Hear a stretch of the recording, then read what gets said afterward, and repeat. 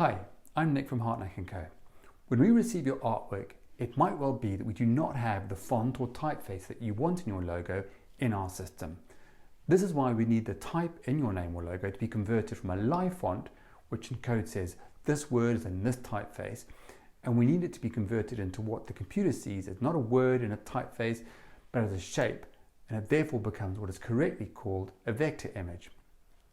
Now in graphic design and print talk, it's called outlining your text or fonts. So the question is, how do we do this?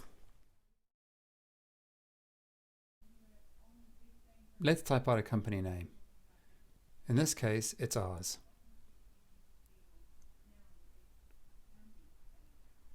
Once done, make sure it's selected and highlighted.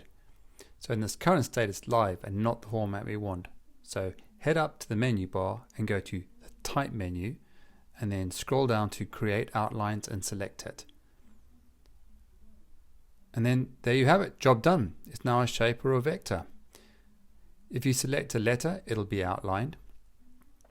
And the important bit is that the name Hartnack & Company is no longer a text in a prescribed typeface in the file you send us, it's just a shape. All you need now is to save it and upload it as part of your artwork and email it on to us.